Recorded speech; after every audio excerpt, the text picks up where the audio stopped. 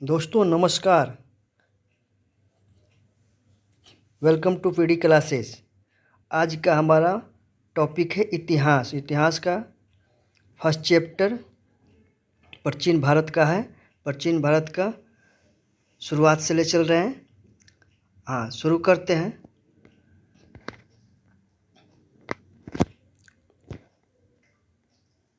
भारत में मानव की सर्वप्रथम साक्ष्य प्राप्त हुआ था नर्मदा घाटी से। नर्मदा घाटी से सर्वप्रथम प्राचीन स्थायी जीवन की परमार मिले थे। मेहरगढ़ से मिले थे। एक ही कब्र से 3 मानव कंकाल का अवशेष मिला दमदमा से। गर्तवास के साक्ष्य प्राप्त हुए हैं बुरझूम से। मानव के साथ कुत्ते को दफनाने के साक्ष्य प्राप्त हुआ है बुरझूम से। और जोता हुआ खेत का साक्ष्य प्राप्त हुआ है कालीबंगा से। अग्निकुंड का साक्ष्य प्राप्त हुआ है कालीबंगा एवं लोथल से। युग्म समाधियों का प्रमाण प्राप्त हुआ कालीबंगन एवं लोथल से। नकाशीदार ईंटों का प्रयोग का साक्ष्य प्राप्त हुआ कालीबंगन से। नकाशीदार ईंटों का प्रयोग का साक्ष्य प्राप्त हुआ है कालीबंगा से। और नर्तकी की कांस्य मूर्ति का साक्ष्य प्राप्त हुआ है मोहनजोदड़ो से। शवों को दफनाने का प्रथा का प्रचलन था हड़प्पा में। शवों को जलाने की प्रथा मोहनजोदड़ो में। 3 मुख वाले देवता की मूर्ति प्राप्त हुई मोहनजोदड़ो से। 3 मुख वाले देवता की मूर्ति प्राप्त हुई मोहनजोदड़ो से। मिट्टी द्वारा निर्मित हलों का साक्ष्य प्राप्त हुआ बनावली से। ऊंट जल प्रबंधन का साक्ष्य प्राप्त हुआ धौलावीरा से। शैलकृत स्थापत्य के प्राचीनतम प्रमाण प्राप्त हुआ धौलावीरा से। वैसा हड़प्पाकालीन स्थल जो 3 भागों में विभक्त था धौलावीरा से। कृषि के प्रथम साक्ष्य प्राप्त हुआ मेहरगढ़ से। चावल का प्राचीनतम साक्ष्य प्राप्त हुआ कोल्डी हवा से। आग का आविष्कार हुआ पुरापाषाण काल में।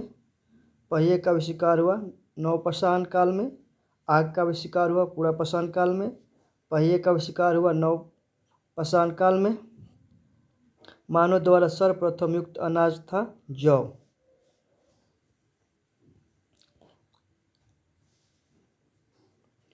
मानव द्वारा सर्वप्रथम प्रयोग में लाया गया धातु तांबा था। राष्ट्रीय मानव संग्रहालय स्थित है भोपाल में। सिंधु सभ्यता के प्रमुख बंदरगाह थे लोथल एवं सुतकुटदा। हड़प्पा एवं मोहनजोदड़ो का संयुक्त जुड़वा राजधानी कहा पिगट ने। हड़प्पा एवं मोहनजोदड़ो की संयुक्त जुड़वा राजधानी कहा पिगट ने।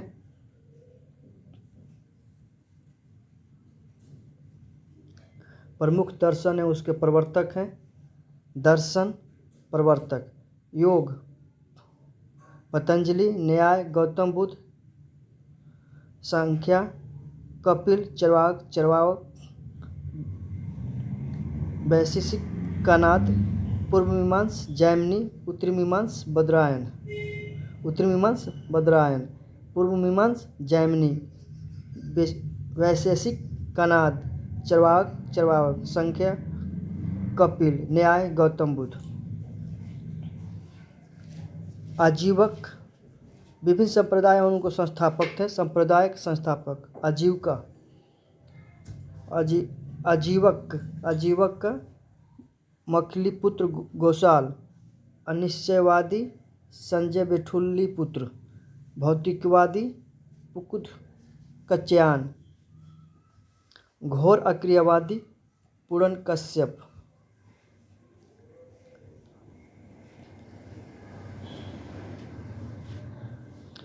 ऋग्वेद यह सबसे प्राचीन वेद है।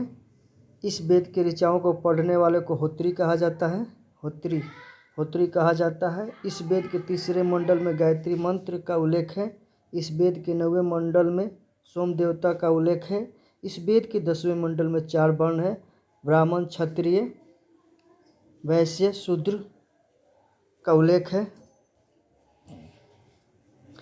इस वेद में इंद्र के लिए 250 एवं अग्नि के लिए 200 ऋचाओं की रचना की गई है। गोत्र शब्द का सर्वप्रथम उल्लेख इसी वेद में मिला, ऋग्वेद में ही मिला। और इस वेद में गाय के लिए अघन्य शब्द का प्रयोग किया गया। दूसरा यजुर्वेद है। इसके ऋचाओं को पढ़ने वाले को अधर्यायु कहा जाता है। जगों के नियमों एवं विधि विधानों का संकलन मिलता है। इस वेद में बलिदान विधि का भी उल्लेख है। यह गद एवं पद दोनों हैं यजुर्वेद में। उसके बाद तीसरा है सामवेद। इसके ऋचाओं को पढ़ने वाले को उद्रात कहा जाता है। इस वेद को भारतीय संगीत का जनक कहा जाता है। सामवेद को भारतीय संगीत का जनक कहा जाता है।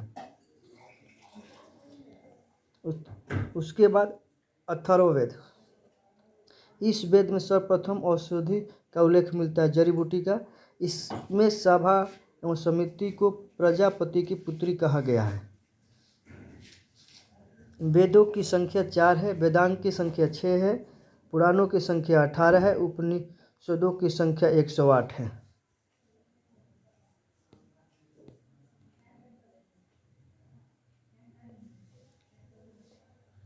बिम्बिसार ने किसे हराकर अंगराज्य का मगध में मिलाया था? बिम्बिसार ने किसे हराकर मगध में मिलाया था?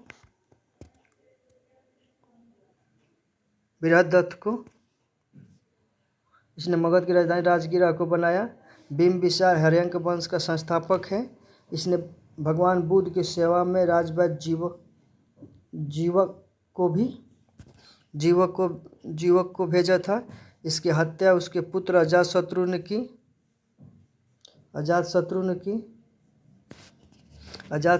की। बिम्बिसार ने किसे हराकर अंगराज्य का मगध में मिलाया था? ब्रह्मदत्त को। अजातशत्रु कुनिक उपनाम से जाना जाता था। इसने लगभग 32 वर्षों तक मगध पर शासन किया। अजातशत्रु की हत्या उसके पुत्र उदयन ने की। उदयन ने पाटली ग्राम की स्थापना की। शिशुनाग ने अपनी राजधानी पाटलिपुत्र से वैशाली स्थापित की। कला अशोक ने अपनी राजधानी को वैशाली से पाटलिपुत्र स्थापित की। बिम्बिसार बौद्ध धर्म का अनुयायी था, जबकि अजातशत्रु प्रारंभ में ही जैन धर्म का तथा बाद में बौद्ध धर्म का अनुयायी बना। शिशुनाग का उत्तराधिकारी कला अशोक हुआ। शिशुनाग वंश का अंतिम राजा नंदीवर्धन था। नंद वंश का संस्थापक महापद नंद था। नंद वंश का अंतिम शासक घनानंद था। एक बार ध्यान से सुनो बच्चों। बिम्बिसार जो था हर्यंक वंश का संस्थापक था। बिम्बिसार के पुत्र अजातशत्रु हुआ। अजातशत्रु का पुत्र उदयन हुआ। उसके बाद वंश आया शिशुनाग वंश। शिशुनाग वंश का स्थापक शिशुनाग था। उसका उत्तराधिकारी कला अशोक हुआ। उसका अंतिम राजा नंदीवर्धन था। नंदीवर्धन को हराकर नंद वंश का संस्थापक महापद्मानंद स्थापना किया नंद वंश का। नंद वंश का अंतिम शासक घनानंद था। घनानंद को चंद्रगुप्त मौर्य ने पराजित कर मौर्य वंश का स्थापना किया। उसके बाद कुछ राजधानी महाजनपद एवं उसकी राजधानी देखते हैं। मगध की राजधानी गिरिब्रज, राजगिरा, अंग, चंपा, बज्जी, वैशाली, काशी, बनारसी, वत्स्य, कौशाम्बी, कुरुग, इंद्रप्रस्थ। कौशल, श्रावस्ती, अवंती के उज्जैन, मल का कुशावती, पंचाल का अहिच्छत्र, कंपल्य, चेदी का शक्तिमती, मत्स्य के विराटनगर, सूरसेन का मथुरा, गंधार का तक्षशिला। फिर से एक बार देखते हैं बच्चों। मगध का राजधानी है गिरिब्रज या राजगिरा, अंग का चंपा, बज्जी का वैशाली, काशी का बनारसी, वत्स्य के कौशाम्बी, कुरु का इंद्रप्रस्थ, कंबोज का हाटक, अस्मक का पोटली, और मल का कुशावती, अवंती का उज्जैन, पंचाल का अहिच्छत्र, चेदी का शक्तिमती, वत्स्य का विराटनगर, सूरसेन का मथुरा और गंधार का तक्षशिला। उसके बाद कुछ आगे देखते हैं। मौर्य वंश का स्थापना या संस्थापक चंद्रगुप्त मौर्य था। जस्टिन ने चंद्रगुप्त मौर्य को सेंड्रोकोट्स कहा। मुद्रा राक्षस में चंद्रगुप्त मौर्य के लिए ब्रिसल शब्द का प्रयोग किया गया। चाणक्य जो था दरबारी कवि भी था और उसका चंद्रगुप्त मौर्य का प्रधानमंत्री भी था और उसका पुरोहित भी था। चाणक्य द्वारा लिखित अर्थशास्त्र पुस्तक का संबंध राजनीतिक से था। चंद्रगुप्त ने 305 ईसा पूर्व में सेल्यूकस निकेटर को हराया। सेल्यूकस निकेटर का राजदूत मेगास्थनीज चंद्रगुप्त मौर्य के दरबार में आया था। मेगास्थनीज का लिखा हुआ बुक इंडिका है। चंद्रगुप्त मौर्य जैन धर्म का अनुयायी था। उसने भाद्रबहु से जैन धर्म की दीक्षा ली। उसके बाद इसने अपना प्राण त्याग दिया।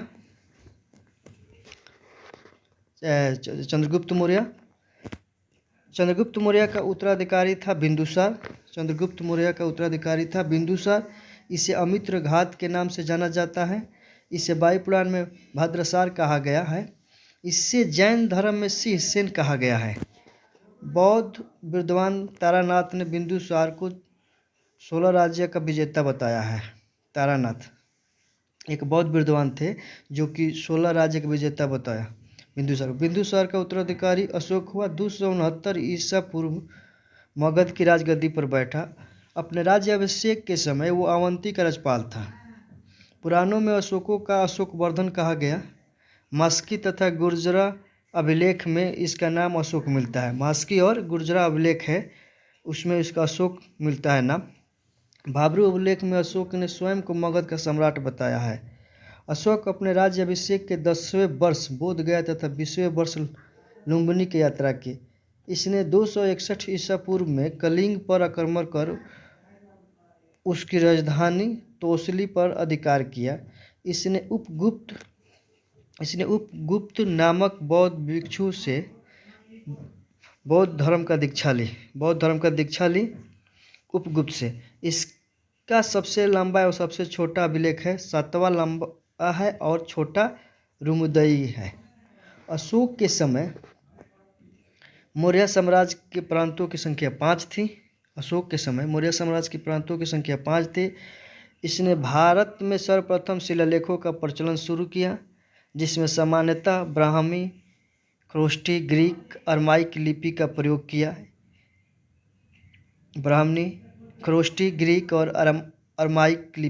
अशोक के पहले शिलालेख में पशु बलि की निंदा की गई है और वहीं छठे शिलालेख में आत्मनियंत्रण का शिक्षा दी गई।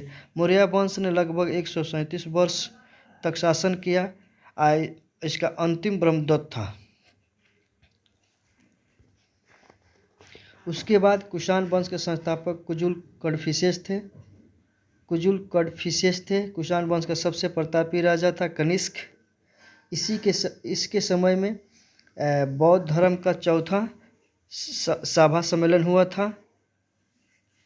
इसकी प्रारंभिक राजधानी पुरुषपुर एवं द्वितीय राजधानी मथुरा थी। इसने 78 ईस्वी में शक सावंत की शुरुआत की, जिसका प्रयोग वर्तमान में भारत सरकार द्वारा किया जाता है। इसके दरबार में आयुर्वेद के विद्वान चरक रहते थे। बुद्ध चरित्र की रचना अश्वघोष ने की, जो कनिष्क के दरबार में रहते थे। गांधार शैली एवं मथुरा शैली की सर्वाधिक विकास कनिष्क के शासनकाल में हुआ। प्रसिद्ध रेशम मार्ग का प्रारंभ कनिष्क ने कराया था। कुषाण वंश के समय सर्वप्रथम बुद्ध की खड़ी प्रतिमा का निर्माण हुआ। कुषाण वंश के समय ही बुद्ध का प्रतिमा खड़ी बनी थी। कुषाण काल में सर्वाधिक विकास वास्तुकला के क्षेत्र में हुआ। उसके बाद गुप्त वंश का संस्थापक श्रीगुप्त वंश का प्रथम महान सम्राट था चंद्रगुप्त प्रथम था। इसने महाराजा धीराज की उपाधि धारण की। उपाधि धारण की, महाराज धीराज की उपाधि धारण की। इसने गुप्त सामंत का भी शुरुआत किया, गुप्त सामंत की शुरुआत किया। चंद्रगुप्त प्रथम का उत्तराधिकारी समुद्रगुप्त हुआ, समुद्रगुप्त हुआ। चंद्रगुप्त प्रथम का उत्तराधिकारी समुद्रगुप्त हुआ। इससे भारत की नेपोलियन कहा गया चंद्रगुप्त प्रथम को, तथा कविराज भी कहा जाता है। इसने परम भागवत की उपाधि धारण की। इसके दरबार में प्रसिद्ध कवि हरिसेन रहता था, इसने प्रयाग प्रस्ती लिखा था। समुद्रगुप्त का उत्तराधिकारी चंद्रगुप्त द्वितीय हुआ। इसके शासनकाल में फहियान भारत आया था। इसके दरबार में कालिदास, धन्वंतरि, ब्रह्ममिहिर जैसे विद्वान रहते थे। इसमें 9 रत्न रहते थे, कालिदास, धन्वंतरि, ब्रह्ममिहिर और भी रहते थे। चंद्रगुप्त द्वितीय का उत्तराधिकारी हुआ था कुमारगुप्त। इसने नालंदा विश्वविद्यालय का स्थापना की। प्रसिद्ध सुदर्शन झील का पुनरुद्धार किया था सकंदगुप्त किया था। अंतिम गुप्त शासक विष्णुगुप्त था। धन्यवाद। आप लोग इस सेशन को देखें और 1 से 2 बार देखें। देखने के बाद प्रैक्टिस सेट लगाएं और शेयर करें, लाइक करें, सब्सक्राइब करें। धन्यवाद।